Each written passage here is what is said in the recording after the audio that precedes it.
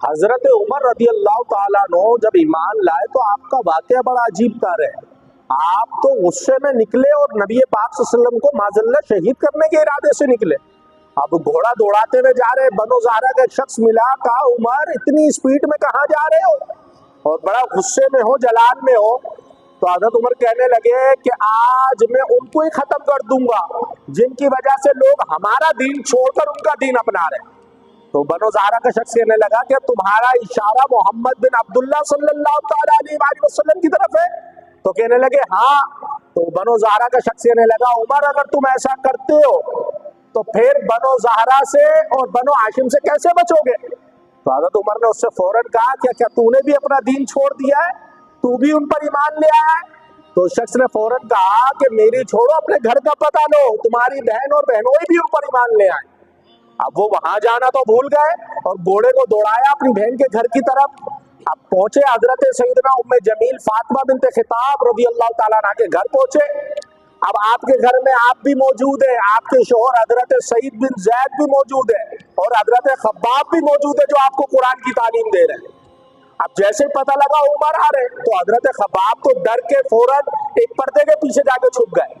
اب جیسے حضرت عمر گھر کے اندر داخل ہوئے اور اپنی بہن اور بہنوئی سے کہا کہ میں کچھ سن رہا تھا تم پڑھ رہے تھے, تو کہا ہم تو کچھ نہیں پڑھ رہے تھے. کہا میں نے خود آواز سنی ہے. اب جب یہ کلام شروع ہوا ان کا تو تلخ کلامی ہوئی, تو آپ کے بہنوئی نے فوراً کہا عمر کیا تمہارا عقیدہ اس حق سے سچا ہے جو اللہ کی جانب سے ہماری طرف آیا ہے؟ تو حضرت عمر نے فوراً اپنے بہنوئی سے کہا کیا تم نے بھی اپنے باپ دادا کا دین چھوڑ دیا ہے, تم نے بھی محمد عربی کا دین اپنا لیا ہے؟ تو وہ کہنے لگے ہاں ہم تو ان کا کلمہ پڑھ کے مسلمان ہو گئے. تو حضرت عمر کا یہ سننا تھا, آپ نے اپنے بہنوئی کو مارنا شروع کیا. بہن نے مزاحمت کی تو بہن کو بھی ایک آنکھ ہاتھ لگا دیا. اب جب غصہ ٹھنڈا ہوا تو ٹھنڈے ہو کر بیٹھ گئے. تو کہنے لگے مجھے ایک بات بتاؤ, تم لوگ کیا پڑھ رہے تھے, مجھے بھی لا کے دو, میں بھی پڑھنا چاہتا ہوں. تبھی حضرت عمر کا مانگنا تھا تو آپ کی بہن نے فوراً کہا کہ آپ ایسے نہیں پڑھ سکتے, پہلے وضو یا غسل کر لیں, پاک ہو جائے کہ اس کتاب کو, ان کلمات کو وہ بندہ ہاتھ لگا سکتا ہے جو پاک ہو. تو آپ فوراً غسل کر آئے.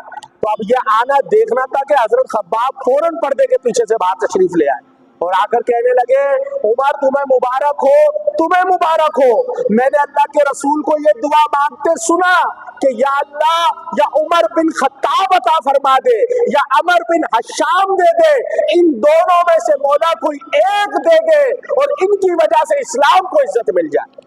تو میرا گمان ہے حضرت خباب کہتے اللہ کریم نے اپنے حبیب کی دعا کو قبول کر لیا, عمر تمہارے حصے میں ایمان آ گیا ہے. حضرت عمر یہ پڑھنے لگے, قرآن پڑھنا شروع کیا سورۃ طٰہٰ تھی. اب وہ قرآن جب دل میں اترنے لگا تو فوراً کہنے لگے مجھے نبی کریم صلی اللہ تعالیٰ علیہ وسلم کے پاس لے چلو. اب یہ آپ کی بہن, آپ کے بہنوئی اور حضرت خباب حضور کی طرف جا رہے حضرت عمر کو لے کے. وہاں صحابہ میں شور مچ گیا, دار ارقم میں حضور موجود ہے کہ عمر آ رہا ہے, عمر آ رہا ہے.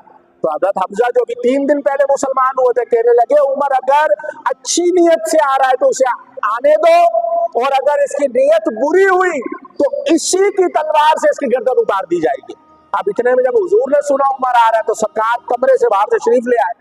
اب جیسے حضرت عمر سامنے آئے تو سرکار نے ان کا گریبان پکڑا اور تلوار پر ہاتھ رکھا, کہا عمر اللہ تعالیٰ تیری وجہ سے اسلام کو عزت عطا فرمائے, اللہ تعالیٰ تجھے اسلام کی راہ دکھائے, کیا ابھی کلمہ پڑھنے کا وقت نہیں آیا؟ وہ حضرت عمر تھے کہ یہ الفاظ ان کے دل میں پیوست ہوئے, آپ قدموں میں گر گئے اور حضور کا کلمہ پڑھ کر مسلمان ہو گئے.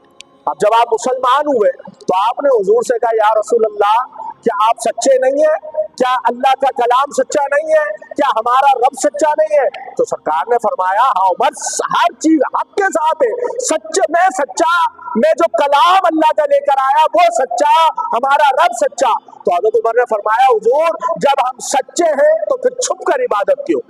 یا رسول اللہ آج ہم کعبے کے اندر جا کے علل اعلان اللہ کی عبادت کریں گے. اب وہ 40ویں مسلمان حضرت عمر تھے تو 20 کی ایک صف بنی, ایک صف 20 کی بنی. اب یہ 40 افراد کعبۃ اللہ کے اندر جا رہے ہیں حضور کی معیت میں, اور کفار مکہ دیکھ رہے کہ حضرت عمر کو لے کر. اب حضرت عمر جب مکے میں پہنچے, کعبے کے اندر پہنچے, تو آپ نے اعلان کیا عمر اسلام لے آیا ہے. کسی نے اپنی بیوی کو بیوہ کرانا ہو، بچے یتیم کرانے ہو تو آخر عمر کو روک لے۔ آپ نے کعبے کا طواف بھی کیا۔ آپ کے اسلام لانے کے بعد مسلمانوں نے علل اعلان اللہ کی عبادت کی۔ حضرت عبداللہ ابن مسعود فرماتے ہیں کہ حضرت عمر کا ایمان لانے سے ہر مسلمان معزز ہو گیا۔ یہی عبداللہ ابن عمر فرماتے ہیں کہ حضرت عمر کا ایمان لانا اسلام کی پہلی فتح تھی، اور اللہ نے حضرت عمر کی وجہ سے اسلام کو عزت عطا فرمائی۔